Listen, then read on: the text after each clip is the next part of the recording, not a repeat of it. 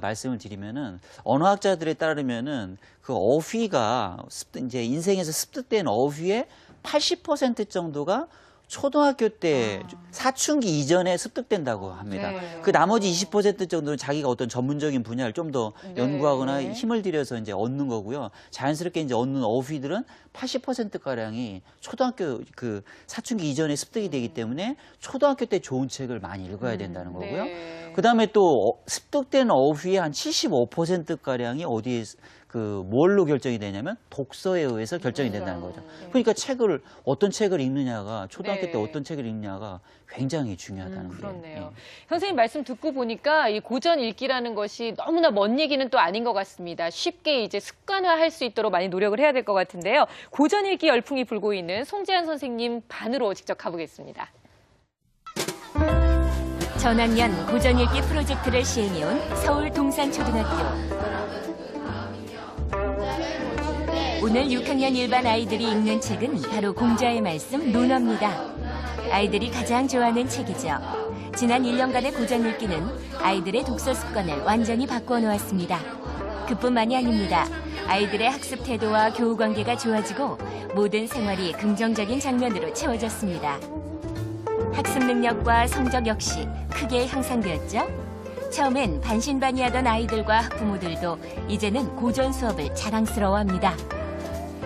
음란하게 노는 데 빠지기를 좋아하고 주색에 쌓여 음란하게 놀기를 좋아하면 해롭다. 고전을 효과적으로 읽는 비결. 그 첫 번째는 반 전체가 같은 고전을 함께 읽는 겁니다. 읽고 난 후에는 모르는 단어를 표시하고 친구와 함께 의미를 추측해 봅니다. 이거 천명 나도 모르겠어. 이거 하늘천자인가? 하늘천자니 천자인데.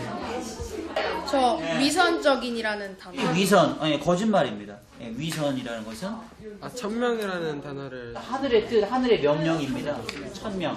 저기 정욕이 뭔지 설명해. 정욕은 책과 거리가 멀었던 아이들도 이제는 고전이 정말 재밌습니다. 인생에서 유익한 거 3가지, 해로운 거 3가지. 그걸 갖다가 한번 한 구절 공책에다가 한번 바꿔 써보겠습니다. 책 속에 담긴 철학과 뜻을 흡수하면서 아이들의 생각은 쑥쑥 자라나죠. 놀랍게도 2500년 전 공자의 말씀은 지금 아이들의 고민과도 맞닿아 있었습니다. 논어를 읽고 나니까 공자님이 좀 거대해 보였어요. 왜냐하면 공자님이 하루라도 예를 지키면은 엄청 잘한 거라고 하셨는데 그게 하루만이라도 예를 지키기 어려워요. 욕도 안 하고 나쁜 일도 안 하고 하기가 엄청 어려워요. 예를 들어서 친구도 괴롭히지 않고 진짜 옳은 말만 하셔가지고 너무 거대해 보여요. 고전을 읽은 아이들의 글은 각자의 개성과 생각의 변화를 고스란히 담고 있습니다. 좋아하면 유익한 것이 3가지가 있고 해로운 것이 3가지가 있다. 부모를 따르는 것을 좋아하고 모든 것을 긍정적 시각으로 보는 것을 좋아하고 선한 마음을 갖는 것을 좋아하면 유익하다.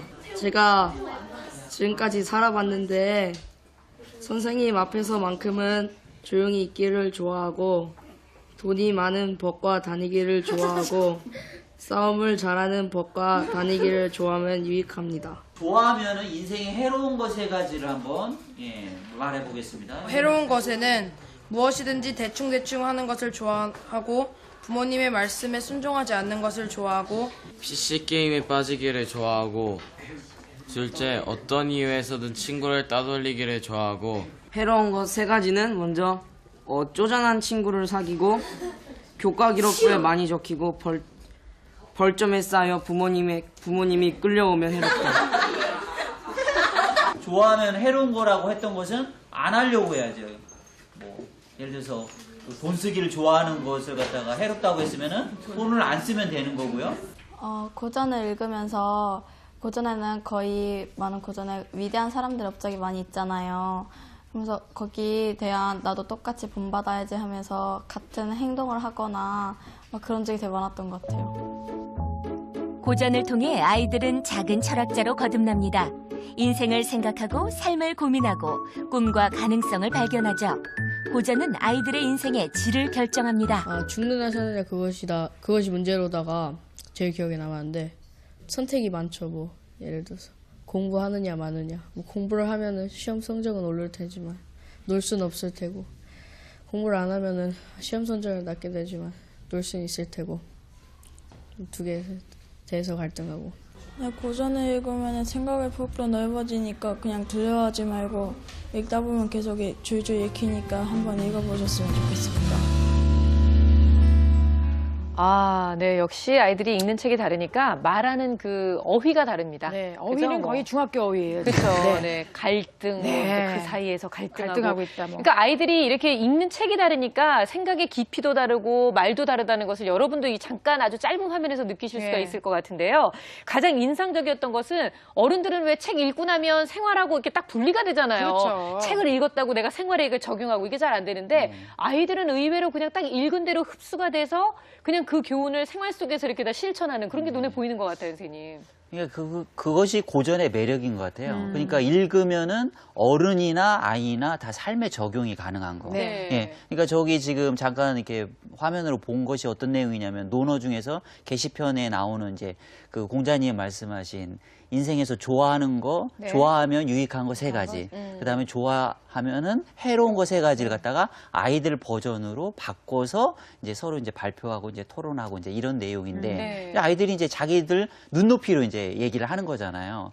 그래서 저는 이제 그 고전은 마치 다이아몬드와 같다. 그러니까 보는 위치나 각도에 따라서 이게 다르게 해석이 될 수가 있고 다르게 보일 수가 있는 거예요. 그게 고전이 가진 매력이라고 보는 거죠. 네. 그래서 이제 제가 참 아이들하고 이렇게 고전을 읽으면서 느끼는 것은 아이들이 참 놀랍게 적용을 해요. 저도 네. 생각지도 못하게 네. 적용하는데 제가 아이들이 적용을 한 것들 사례들을 갖다가 이제 아이들이 쓴 일기를 네. 좀 한두 편을 좀 소개를 갖다가 네. 해드리고 싶습니다. 네. 먼저 그 어떤 아이가 이제 엄마 생신이라고 하는 글을 써가지고 네. 왔더라고요. 일기를 갖다가 한번 보겠습니다.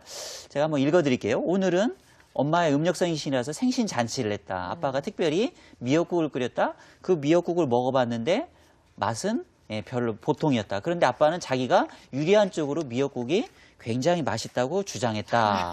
뭐 이런데 공자는 이익에 따라서 행동하면 원한을 사는 일이 많아진다라고 하였고 군자는 의리에 밝고 소인은 이익에 박다라고 하였는데 말이다. 아빠는 아직 군자가 아닌가 보다. 앞으로 아빠가 군자가 될 수 있도록 많이 보태줘야겠다. 아, 네. 나름대로 그 생활 상황에 의해서 그 논어의 어떤 네. 구조를 갖다가 끌어와서 적용을 하게 되는 거죠. 다음에 또 더 재밌는 또 일기가 하나 있습니다. 제목은 백화점입니다. 백화점에 가서 아빠와 미장원에 갔다. 공자께서는 말을 교묘하게 하고 얼굴빛을 곱게 꾸미는 사람들 중에서는 인한자가 드물다고 하셨다. 네. 우리 아빠는 얼굴빛은 아니지만 머리를 곱게 꾸미는데 이것을 보아 우리 아빠는 인한 줄 알았는데 인하지 않을 확률이 높은 것 같아. 예. 그리고 우리 가족은 이제 미장원에 갔다가 패밀리 레스토랑에 가서 밥을 먹었다. 공자께서는 군자는 먹을 것에 대해 배부름을 추구하지 않고 거처하는 데에 편안함을 추구하지 않는다. 또한 일하는 데에 민첩하게 말하고 말하는 데는 신중하며 도의를 아는 사람들에게 나아가 자신의 잘못을 바로잡는다고 했다. 네. 그런데 우리 가족은 먹을 것에 대해 배부름만 추구하고 거처하는 데 편안함만 추구하니 우리 가족은 공자가 싫어하는 부류의 사람들 같다. 나 또한 게으르고 막말을 하니 공자가 싫어할 것 같다. 네. 반성을 좀 많이 해야겠다. 예, 이거 뭐 인생에서 자기 부모님하고 전부 다 소인배로 만들어버리는 거 아니에요, 지금? 그렇죠. 네. 제가 참 그 느끼는 건데 저는 이렇게 아이들하고 같이 이렇게 논어를 읽으면서 가장 그 가슴에 와닿았던 구절을 이제 한번 조사를 해봤어요. 네. 아이들하고 이제 근데 아이들하고 저하고 확실히 틀리더라고요. 아이들이 와닿았던 그 구절을 갖다 랭킹을 한번 매겨봤어요. 네. 그랬더니 가장 많이 나온 게 이런 구절이었어요. 아는 것을 안다고 하고 모르는 것을 모른다고 하는 것이 이것이 아는 것이다. 뭐 이런 것이라든지 그다음에 네. 소인은 남의 탓을 하고 군자는 자기 탓을 한다. 탓을 한다. 이런